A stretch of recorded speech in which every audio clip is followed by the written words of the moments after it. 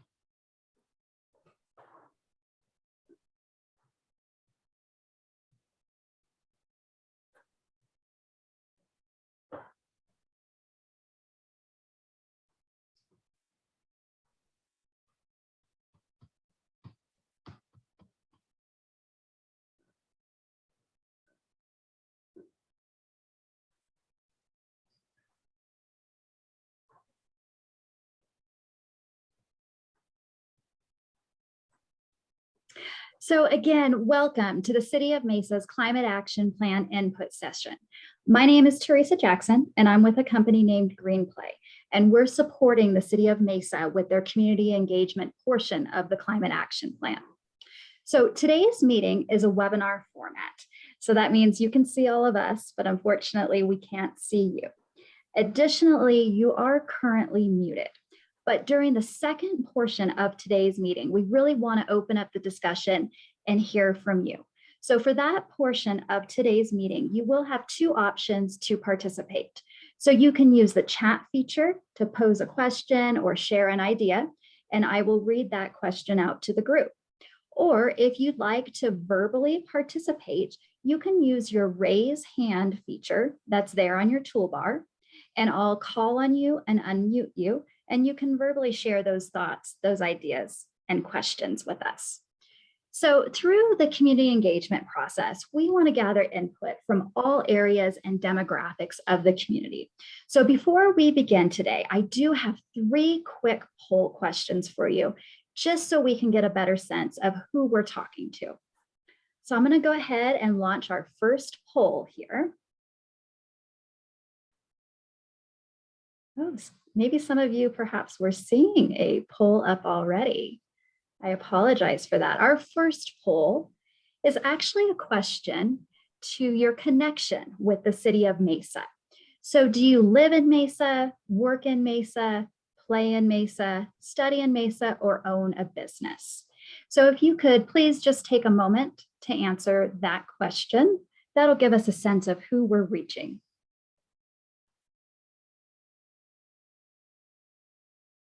And from one of my panelists, is that poll showing? Are you able to see that? I do not see the poll. You don't? Okay, because I noticed no one has engaged in the poll yet. Okay, let me try to relaunch that for everyone.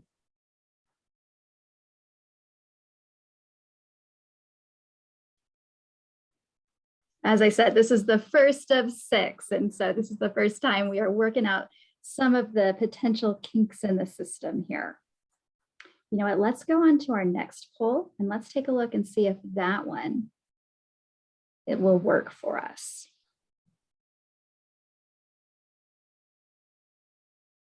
There we go. So our next poll is related to the area of Mesa that you most frequently visit or perhaps live in.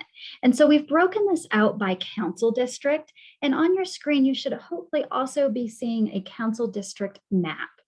And if anyone's having a challenging time identifying that district, you can always put the major intersections you're near in the chat, and we can select the district for you at the end of the meeting.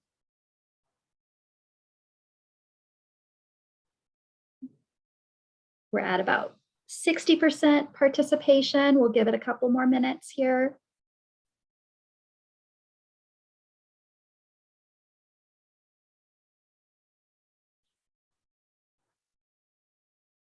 All right, it looks like responses have slowed, so I'm going to end this one.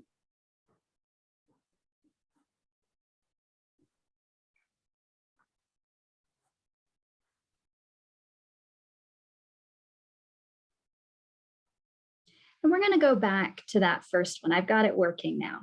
So, which do you most closely associate? Do you live in Mesa, work in Mesa, play in Mesa, study, or own a business?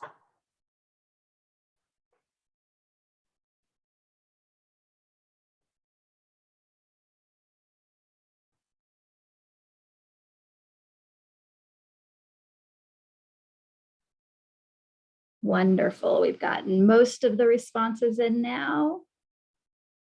I'm going to go ahead and end this poll, and we're going to wrap up with the last one so we can continue on with our discussion today.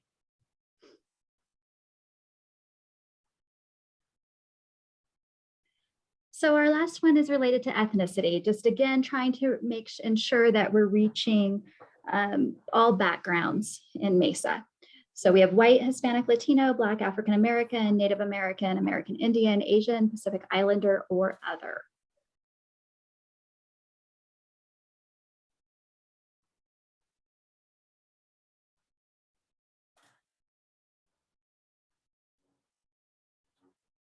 Okay, wonderful. Looks like we've got just about everyone participating here.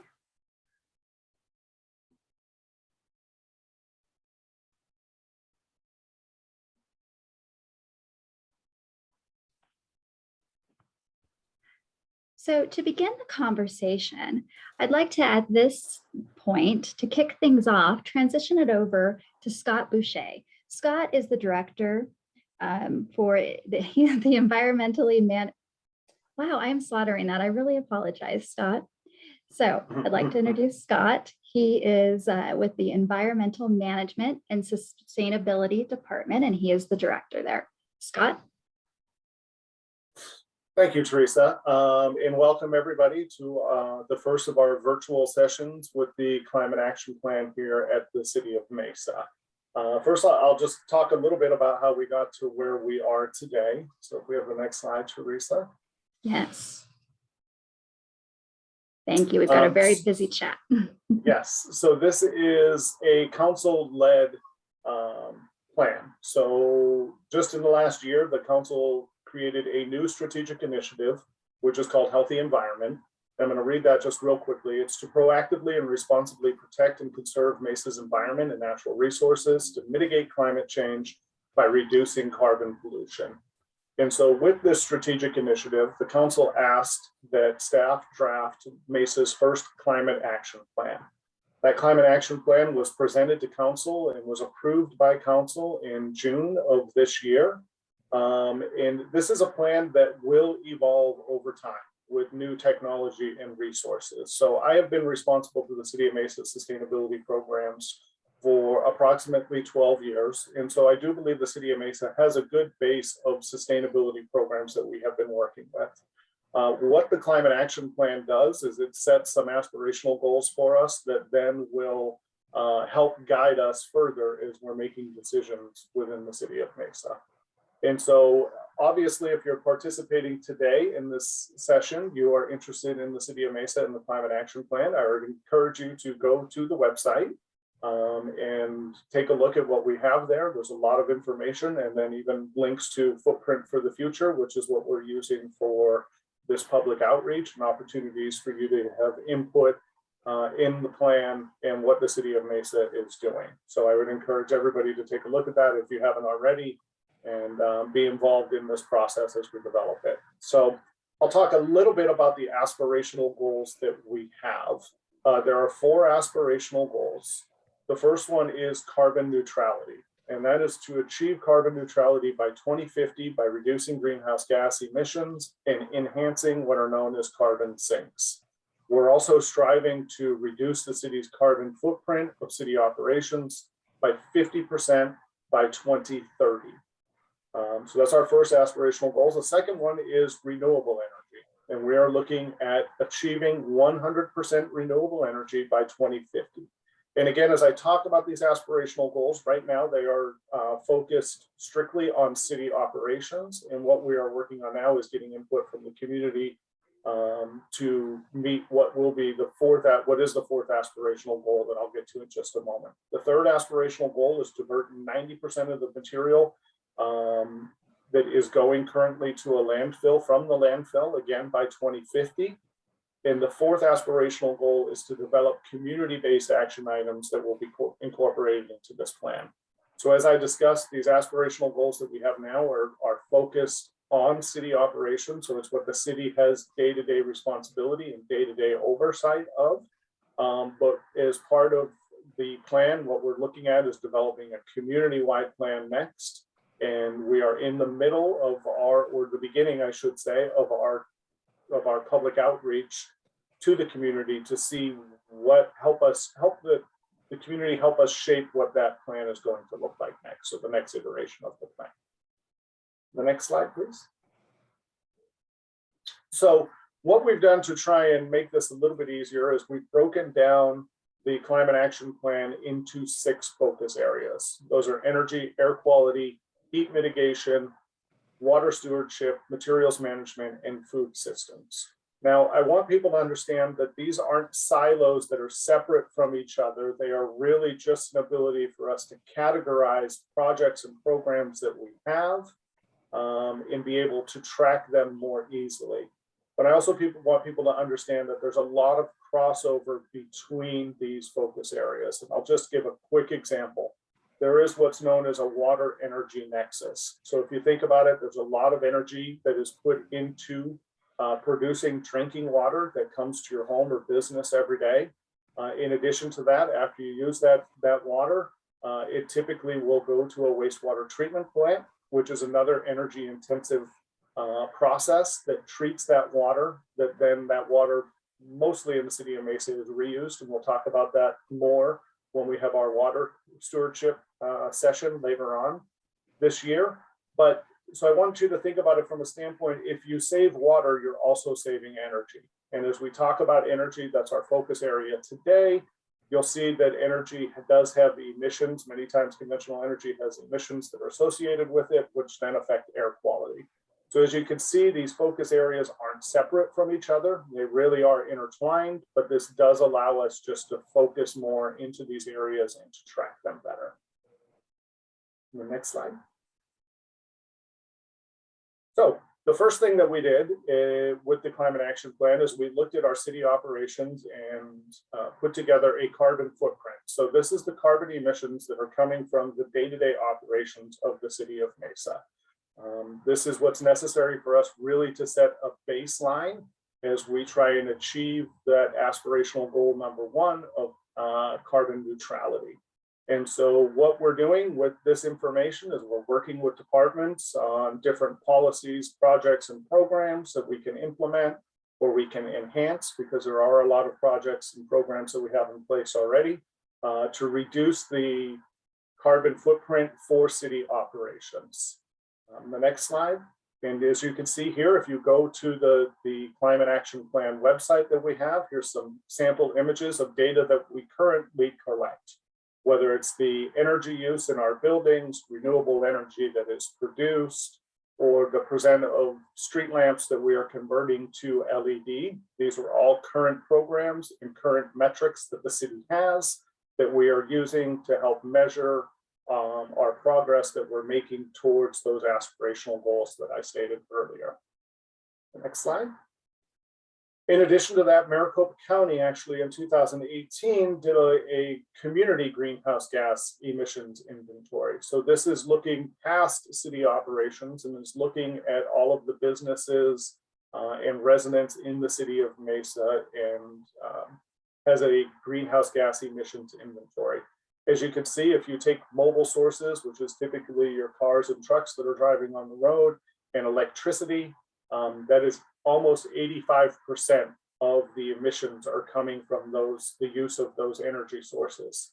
And so that's why our first focus area that we're discussing is energy, because it's a huge portion of what we're looking at as far as our emissions inventory. And I think there's a lot of opportunities and some exciting projects that the city of Mesa is working on.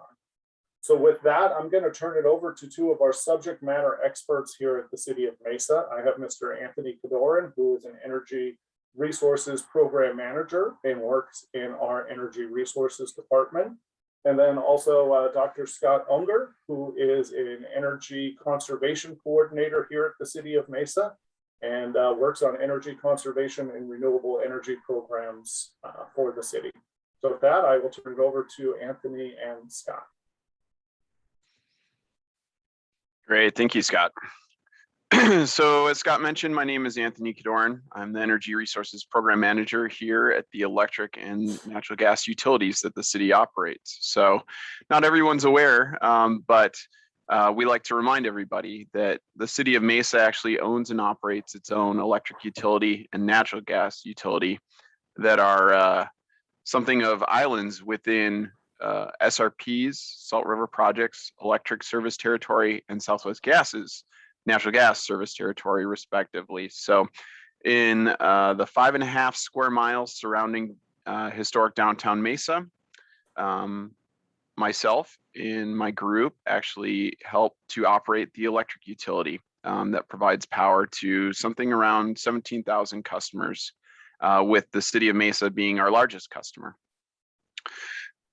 So, and a common misconception that we get is that we just get our power from the Salt River Project. However, we actually buy our power just like any other utility from generation plants and from the wholesale electric market. So we don't get our power directly from SRP as many people think.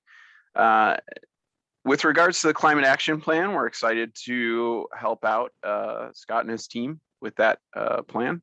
And just wanted to go over some of the programs that we have currently implemented, as well as challenges we're seeing and actions we'll be taking to assist with the Climate Action Plan. So as far as current programs go, we currently receive 20% of our annual energy for the electric utility for our customers from hydroelectric dams along the Colorado River. So 20% of the energy that's already being supplied to the citizens and businesses within Mesa's service territory is renewable energy from Colorado River hydroelectric projects.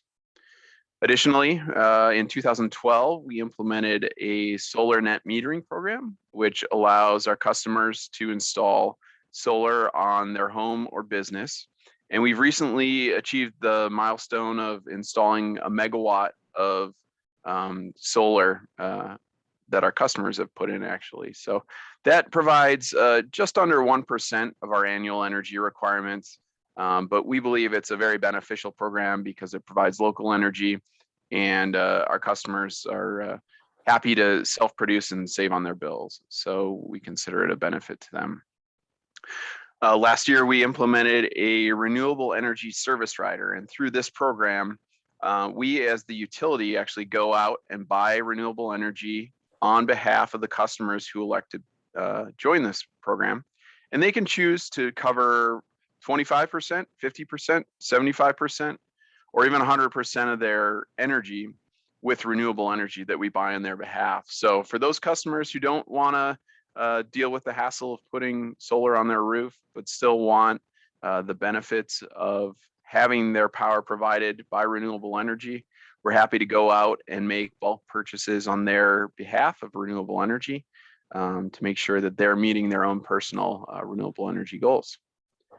We're also pleased to be working on some solar projects downtown. So right now we have just over 800 kilowatts of utility solar going in at the new ASU Creative Futures Laboratory building, as well as the new downtown ice rink building, and also carport installations at Mesa City Plaza and the municipal building at 55 North Center Street. So again, that's going to provide just under 1% of our annual energy requirements. But when we look at these solar projects in downtown, one of the goals in the Climate Action Plan is, or one of the tasks is doing these solar projects in a way that benefits more than just providing energy to Mesa. So we're looking to create active, attractive spaces in downtown Mesa that provide shade for the people who are using the areas, shaded parking in the case of parking lots, as well as providing energy for our electric utility. So we're looking for that co-benefit. We're also walking through the process of implementing an advanced metering infrastructure, or AMI program. And through this program, we'll be upgrading all of our electric customers and natural gas customers' meters. And that will allow us to implement rates that'll help our customers respond to market signaling and reduce overall carbon emissions by hopefully reducing energy during peak hours of the day when carbon emission rates are highest from the grid. So Mesa doesn't currently have time of use rates in our electric utility. We don't have electric vehicle charging rates. So gaining the AMI functionalities will be truly critical in involving our customers in reducing carbon emissions through the Climate Action Plan. Looking at challenges. So we're truly in an energy transition right now from a macro standpoint on the electric grid. So the grid that was built throughout the 20th century of only large, typically fossil fueled, centralized power plants, and that would also include nuclear power plants, obviously, here in Arizona. We're now seeing a mix of some of those large centralized plants staying online, but we're seeing the addition of smaller renewable plants being spread throughout the area. We're seeing other utilities such as SRP, Tucson Electric Power, APS. They're all constructing smaller renewable and natural gas powered generators throughout Arizona, and oftentimes they're closer to load centers than the historic plants. And as a result of that transition, we're seeing some very strange changes in the pricing of electricity that we're having to buy for our customers. So we're trying to react to that. We're seeing very high spiking electricity prices in the summer in the instance that load is very high and resource generation is in question, maybe due to clouds from solar, or like we saw in Texas, there was some interruption due to cold. So we're seeing some very different market conditions than we have historically. And we're seeing a high implementation of renewable resources with batteries as well now. And that's because from the standpoint of trying to add new generation, renewable resources are often the least expensive new resource to add to the grid. So looking forward, Mesa as a utility, what we're looking to do is bring on large utility scale solar projects with battery storage within the next 5 years. What we're targeting currently within that next 5-year time span is around 10 to 15% of our annual energy requirements through 1 or 2 projects. It used to be that pricing was the biggest challenge for us adding renewable resources, and that's really changed at a fundamental level. Now we're seeing very inexpensive pricing for renewable resources, and the challenge has been shifted to how do we integrate these with the rest of our portfolio. And so in order to do that, we're looking at solutions like microgrids, and fast ramping natural gas generation and batteries to be able to pick up the load when, let's say, solar power falls off when the sun sets. We're going to continue to grow our net metering program. We're not stopping at 1 megawatt. On any given day, we have 20 to 30 to sometimes even 40 customer projects that are somewhere in our queue, either asking us, what are the basics of our program? How do I interconnect, all the way through, waiting to be have their solar turned on to their service the next day. So we're very busy, very active, working with our customers to help them add solar.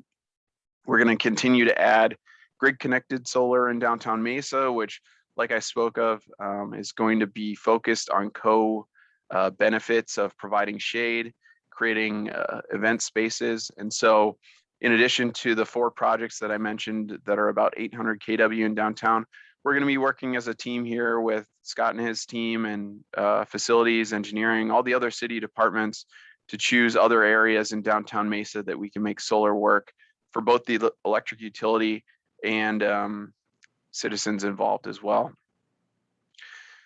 We're going to continue to support the city's efforts on electric vehicles and natural gas vehicles. Scott and his team are currently looking at ways to plan out how we deploy electric vehicles and chargers in both the city fleet and for the public. And we're also looking at conversions of city vehicles to electric vehicles and natural gas vehicles. These are going to be crucial in reducing emissions in an urban environment, improving our air quality, and as the electric utility in the area, we're happy to help out with that. Resiliency is a big portion of the climate action plan, and we are planning microgrid projects. A microgrid is a self-isolating section of our grid that will be able to create an island of being continual service during the event of a large grid scale outage. So if for whatever reason there's a large outage, these microgrids will be able to isolate themselves and power themselves through natural gas generation and possibly some renewable generation as well. And we're looking at renewable natural gas as a source for those generators as well. And we're going to continue to support renewable natural gas projects like I think will be mentioned later, and reduce methane emissions leaks. Mesa's natural gas system was surveyed a while back by a third party and was found to be very, very efficient in terms of gas losses in our system. So we're staying very active with projects to keep up with this climate action plan. And, you know, we believe that getting the electric utility to 30% or 40% renewable energy is something that we would do regardless of the climate action plan, just given the direction of the market today. But as we put in place ideas to push past that, we're going to have to work more and more on creative projects, because each additional percentage is going to create more unique challenges for us as an electric utility. Well, So with thanks for that, joining. I'll go ahead and, oh, who's that? Hey, it's- Laura. All right. So with that, I'll go ahead and turn Thank it back you. to Laura and Scott. And actually, I think I'm going to turn it over to Scott Unger, who's going That's to. good. Great, thank you. Yeah, we've been presenting a little longer than expected, so I'm not going to spend too much time on my slides, because I want to make sure that we have sufficient time to take questions and respond to those questions from the community that joined us for this session. But yes, my name is Scott Unger. I am one of several energy and water conservation coordinators here at the City of Mesa.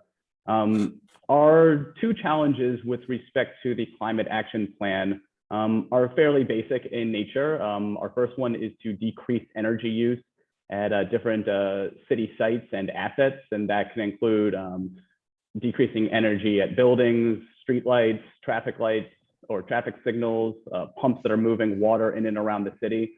Our team is, at least one of our primary focuses is to decrease the overall amount of energy and or electricity that those sites or operations are using. And then secondly, as Tony had referred to, it's also to increase our portfolio of renewable energy resources, such that the decreased amount of energy that we are using is being sourced from renewable energy sources that have less of an impact on both the environment and human health. And if you could advance to the next slide, please. So within the realm of buildings, which is a lot of what our team is focused on, is we have about 150 buildings that we own and operate within the city limits of Mesa. And there's a number of different strategies that we deploy to decrease energy at those sites. And they're listed as these bullet points right here.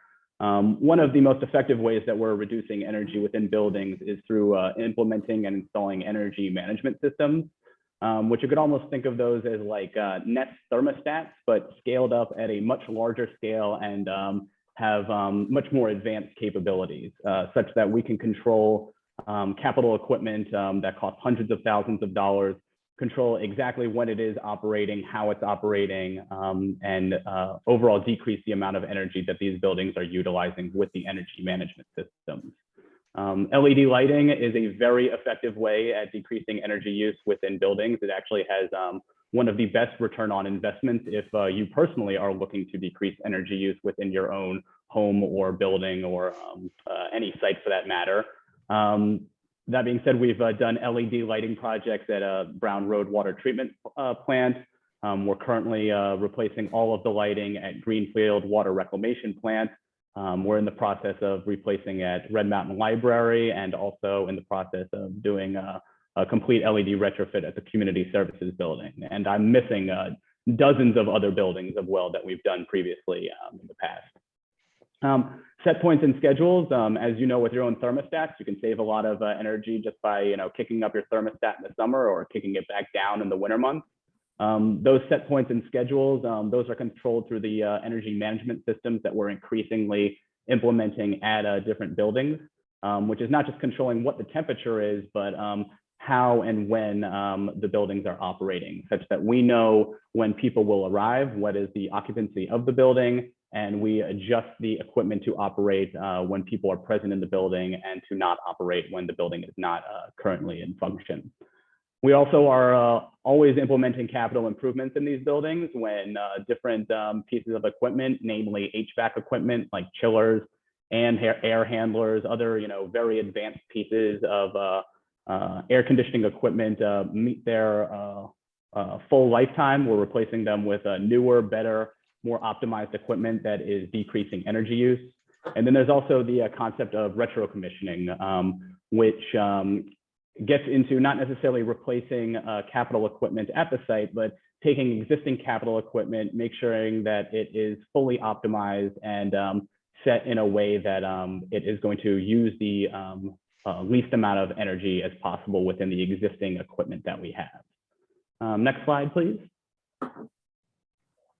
And so Tony had mentioned we have a number of different solar arrays in and around, not just in Tony's 5 square mile downtown area, but all around the city of Mesa within the city limits.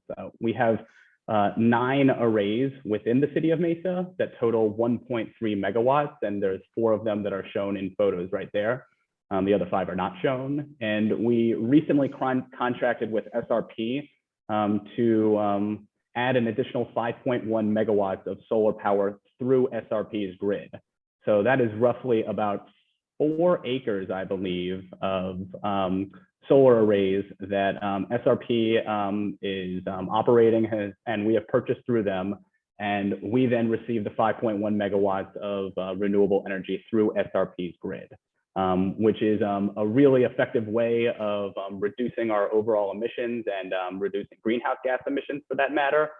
Because with respect to solar, a lot of times it's economies of scale that, it's great that when we can put solar on, residential roofs and within our own buildings, but we get a really great bang for the buck when we can do it in a large scale basis outside the city limits, and then bring that energy into both our own grid that Tony operates, as well as SRP's grid.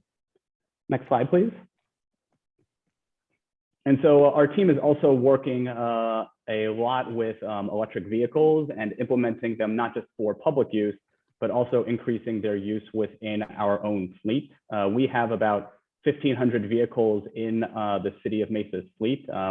Most of them are light duty pickup trucks, but we also operate street sweepers, hundreds of sedans and other types of vehicles.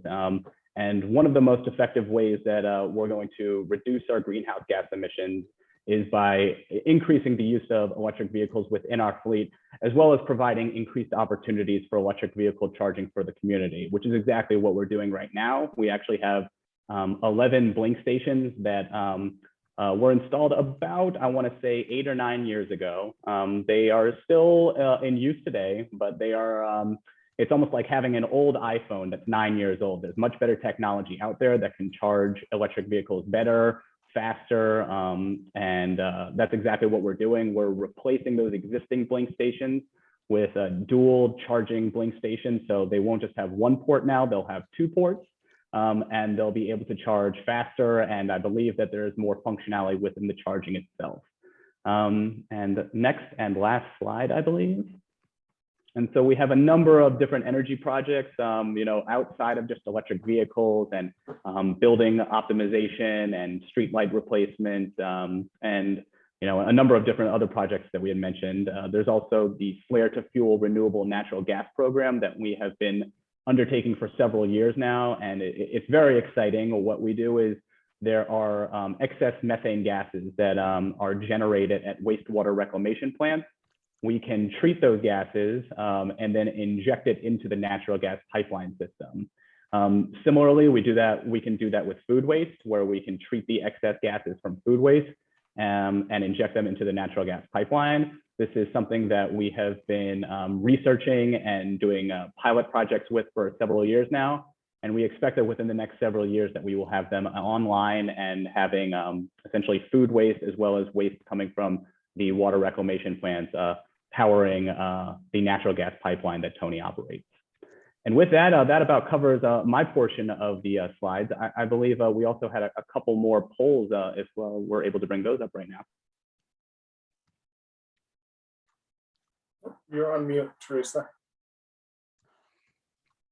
Thanks, Scott. So we want to spend the rest of our time really engaging with our attendees. So we're going to skip those last polls and just jump right into our Let's Have a Chat portion of the meeting.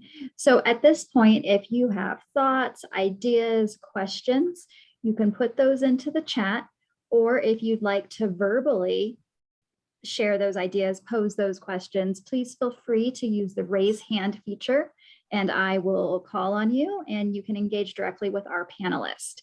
And I'm going to turn it over to Scott to facilitate this portion while I am watching that chat and also unmuting people as we go through this. Okay, thank you, Teresa. So to start with, it looks like we've made a lot of connections. I can see in the chat that folks are connecting with each other, which is exciting to see. But I don't know that I have seen a specific question coming yet. Teresa, do you have one? I do not have one yet. I don't see any hands or questions. Lots of great chatter so far. Questions or comments? What are your thoughts and priorities for energy use in the city of Mesa? I think I see one question from Harrison Healy. Came in at 12:39. It says, hello, I am a student studying sustainability at the AS Polytechnic campus. I was wondering if the city of Mesa has looked into using heat pumps in their buildings and if nuclear power is an alternate energy that is being considered to reduce the fossil fuel dependency. So I know that I can jump into the fossil fuel related question, Harrison, and those are two really great questions. With respect to nuclear power, it was originally phased out in the late 70s and early 80s because of environmental concerns. So they kind of had the foresight that they saw what was going to happen in Chernobyl and 3 Mile Island and Fukushima within the past 10 years. But there's also the environmental concerns of what to do with the nuclear waste that is generated at those sites. At this point, there is no feasible solution or method for dealing with nuclear waste. But that all said, the environmental concerns are one thing, but really the greatest barrier to nuclear power, at least increased nuclear power generation in the United States, is the tremendous economic costs associated with it, actually. So I actually grew up in the greater Philadelphia area, and we had a nuclear power plant, Limerick, the Limerick power station that was about 20 miles from where I lived. And I believe that its construction cost came in at about 3 times the original construction cost. So there's been a lot, given the environmental concerns and the tremendous capital costs associated with it, there's just more cost-effective ways, especially now with renewable energies becoming so much more efficient and so much more cost-effective to manufacture, that nuclear power is just not seen as viable in the United States right now. There are several other countries that are constructing it at a high rate right now. China is one of those, but that's because they went many years essentially without having any nuclear in their generation portfolio.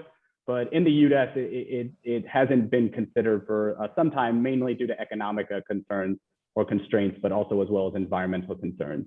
And with respect to heat pumps, I know that I've spoken to our facilities team about that. I believe we are implementing some heat pumps in different buildings. I don't know if the rest of the panelists can speak to that, but I know that if you want to connect offline, Harrison, I could speak directly to the facilities team and we could speak a little bit more specifically about that.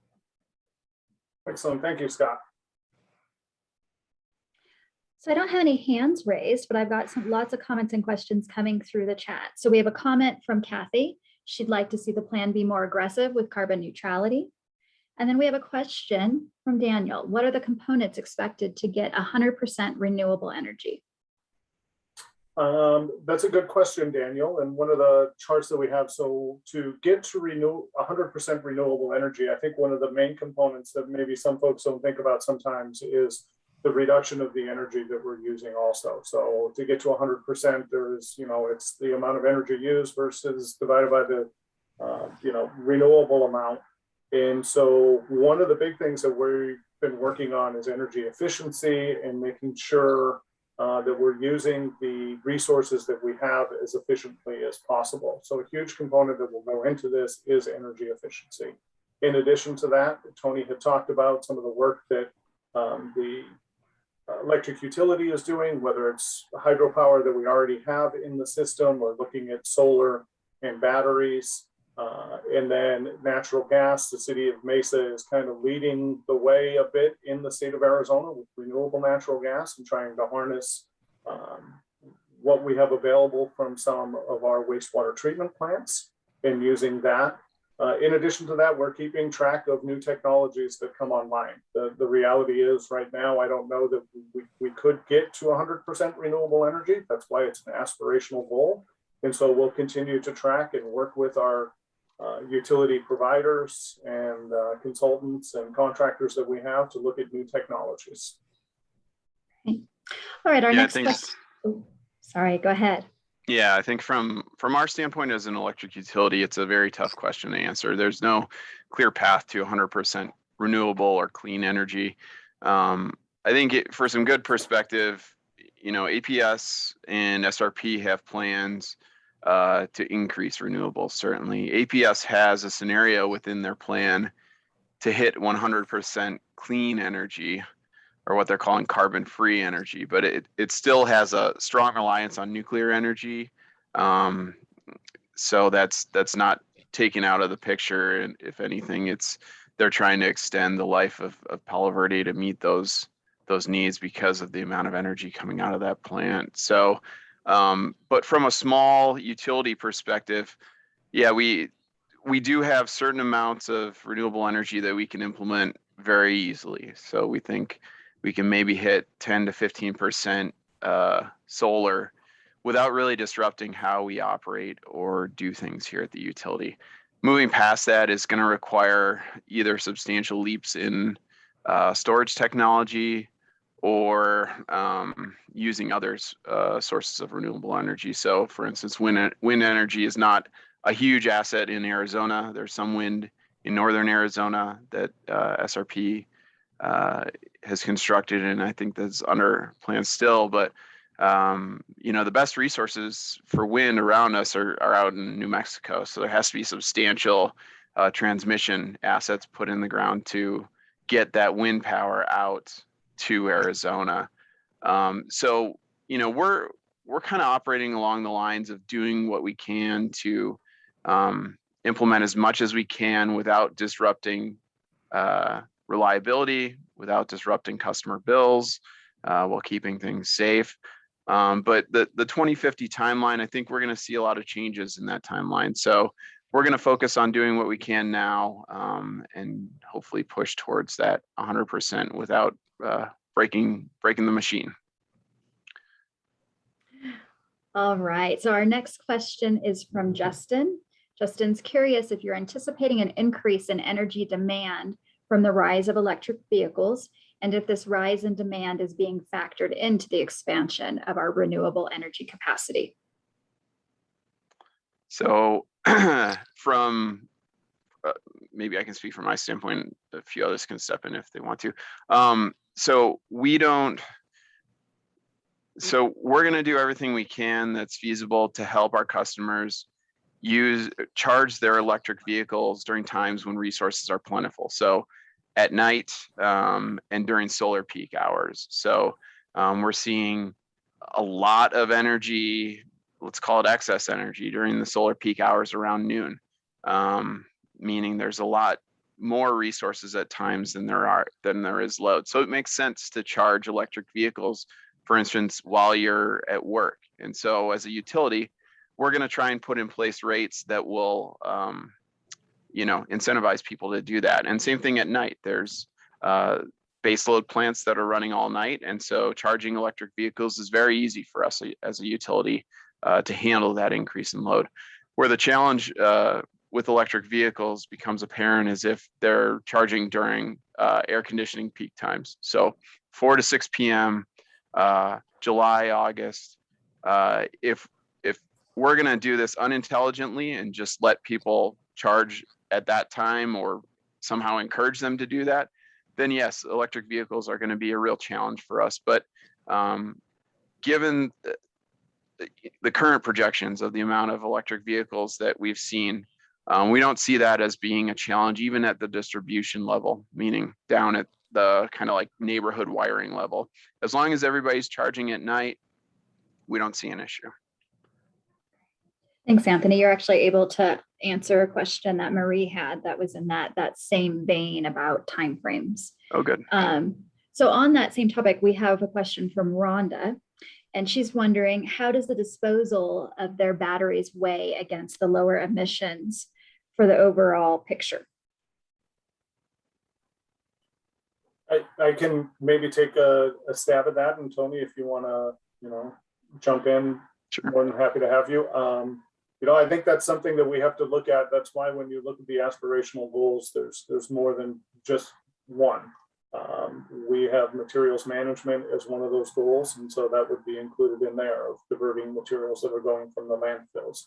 I think there is a reality, and we deal with that as the city of Mesa is uniquely positioned because we do operate utilities. So we're in a different position where, as the utility provider, we have to make sure that folks are able to turn on their lights, they're able to turn on their faucets, or that their waste is picked up on time and taken to places. And so when you look at the batteries, it kind of, in my opinion, becomes, there's a give and take associated with it. You're able to then provide more renewable energy because that energy is able to be stored and used in those times when Tony was talking about. The sun starts to go down, but we're all coming home, we're making dinner, we're turning on the air conditioning, things are happening, the TV. That's what the batteries do. They allow that solar energy to bridge into those higher use times. And so there is a give and take associated with that, though, that the batteries are not without their own concerns that we would have with them. And so as these technologies advance and as we move into new technologies, we'll also be looking at ways in which, I have the solid waste department is under my responsibilities of looking at reducing and reusing. And so I think you will see with those batteries as their lifespan start to go out, that people will then be looking at how is there ways that we can reuse or recycle the materials that are in those. But it is, something that can be a concern going forward, but there's also a need for them if you're going to increase the amount of solar that you're using so that you can bridge into those other times. So our next question is from Augie. He says, right now, the city is just setting climate neutral goals for itself and city-owned properties. Will there be goals set for the community as a whole? Yeah, that's a very good question, Augie. And that is what we are doing. That is part of this outreach of what we are doing now, is getting input from the community.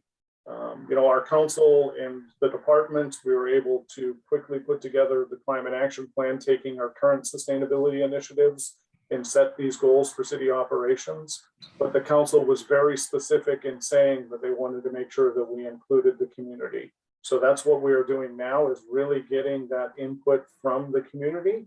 And as we gather that information, and Teresa's going to help us distill that down, we'll be able to turn the information that we gathered into goals that will be part of the next climate action plan that the city does. Our next question is from Melissa, and I'm not sure if we're at this point yet, but I want to put it out to our panelists. How will you manage the energy transition across the different utilities operating in the city of Mesa? Will there be different incentives and different plans? Well, I think, Scott and his team and the city management all have direct input in as to what we do as a municipal electric utility. So, we every 5 years we put together a plan called our integrated resource plan, and every utility that at least every utility that receives hydropower has to do that. But also it's just a general best practice. So you can go on APS's, you can go on SRP's website, and they have integrated resource plans, which try to demonstrate what they're going to be doing in terms of their both supply side and demand side resource management over the next 5 to even as far out as 2050, 5 years to 2050. So I would offer that city management and our sustainability department do participate actively in how we operate as a utility and purchase our resources. But from SRP's standpoint, that's really going to be something that's going to require input from every city that SRP operates in, to provide them the feedback of what the citizens in the city would like to do with those resource plans. So those plans are public input processes where citizens, council members, city managers, anyone can show up and provide input. So I think that's going to be one of the best opportunities to help steer SRP, which is the other utility in Mesa, in a direction that city management would like to see. But also, I think we can all, maybe Scott and Laura and Scott and myself can all agree that city management regularly talks to SRP. So we are quite engaged with SRP because we're such a large customer of theirs. Okay, our next question is from Ryan. Are there any initiatives for community microgrids, or excuse me, incentives for community microgrids for neighborhood emergencies? That's interesting. We don't have any currently. I think we'd certainly be willing to discuss how we could look at something like that. Again, we're 5.5 square miles surrounding downtown. And I think I read in the chat that Ryan, your current focus is a little more West Mesa, but if there's interest in our service territory, we're happy to talk about it. That's an interesting concept. We're always looking to increase reliability. Yeah, and just to build on a little bit of what Tony had said, we do have a lot of conversations with SRP as one of their larger customers. We deal with them both on the water side and the electric side. I am a member of their sustainability steering committee, and so I can also relay some of the ideas and messages that we're getting from Mesa residents to SRP is on participating in their processes of their sustainability plans and programs that they have in place. So panelists, I think you're looking at the chat at the same time I am, and we've got a couple of questions related to nuclear waste from a couple of different angles. Are you seeing those, and is there a way to address some of those with one response? So we've got one that's related to how is it being handled in Europe? And I think that's one of the ones, Teresa, that might be a little bit beyond the scope of what we deal with here with the city of Mesa. So we, SRP, I know is a partial owner of Paula Verde, and they deal with that. And again, I can communicate with them and figure out some of their discussions that they have with that. Tony, I don't believe we have any of that in the portfolio for our own utility. So it would be difficult for me to answer that question exactly of what is done with it. Thank you for that. I didn't want to just overlook it. Yeah, we don't specifically, we've never specifically bought power from Paula Verde just because it was constructed in the 70s and 80s. And the owners at that time said, hey, we need all the electrons from this plant. So, but there are times when the loads of those utilities is down and they're actually selling a little bit extra into the market, and it might show up in our portfolio. But I guess looking forward, and I saw Daniel had another question about waste. Looking forward, personally, we don't really want to rule out any safe, reliable, environmentally beneficial technology. So, these advanced nuclear technologies, fast reactors, Gen 4 type reactors that are, supposedly more intrinsically safe, supposedly work off of, plutonium cycles, or can recycle spent fuel, or can recycle or use weapons grade uranium or plutonium. I think those have been talked about for a while, and I can't remember if it was SRP or APS or Tucson Electric, but one of them actually in one of their planned scenarios had deployment of small nuclear reactor designs, which are, maybe like 50 megawatt, 100 megawatt nuclear plants that it limits the risk so much that it makes putting them in, not in city centers, but, not as far out as historically nuclear plants have been located. So they're at least thinking about that sort of thing. Us as a smaller municipal utility, we're fairly risk averse. We're not going to go out and plop a nuclear reactor next to City Hall. But certainly, if that's a technology that's deployed widely and proven safe and whatever, we're happy to look at it. And that might be an interesting piece of kind of the nuclear disposal solution, is reactors that can actually consume that waste uranium and turn it into something less radioactive and environmentally damaging. Thanks, Anthony. So we're coming up on the top of the hour. I do want to get one more question in here from Aaron, but I also want to encourage all of you to continue to pose questions in the chat, as well as sharing your thoughts and ideas. We can download this chat following the meeting, and we can still circle back with you to answer these questions. And there's a lot of value for this engagement process and really understanding your thoughts and ideas. And so if you didn't get an opportunity to have those said in front of the larger group today, we still want to hear them. So put them in the chat so we can include them in this process as we move forward. So Erin, she says, you might have already hit on this, but she's looking for a little bit more clarity on the intent of the 2050 goals. So mitigation, adaptation, what will the broader impact be?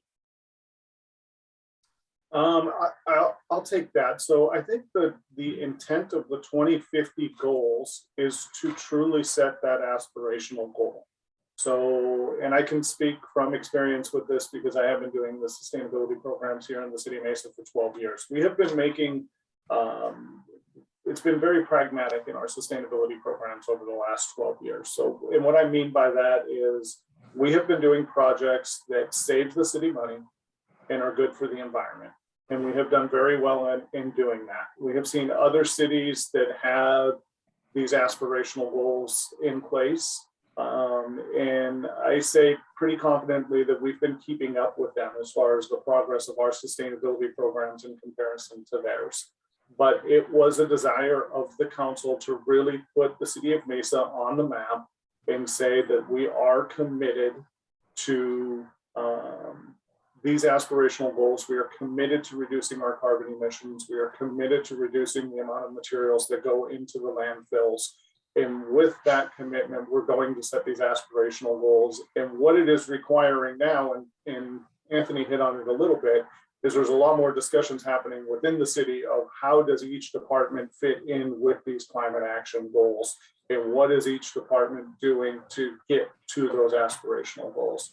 In addition to that, the work that we're doing with you, Teresa, is to reach out to the community, get information from them, get ideas from them, so that we can make sure this isn't just a city-focused goal that is on city operations, it's the community as a whole, and how can we all work together to reach these goals. And we are. It's not something that we're going to wait until 2045 to try and reach these goals. We're working on them day to day. Anthony and Scott and Laura, myself, we've got projects in the works as we speak that are working towards these goals. And so that's what we'll continue to do.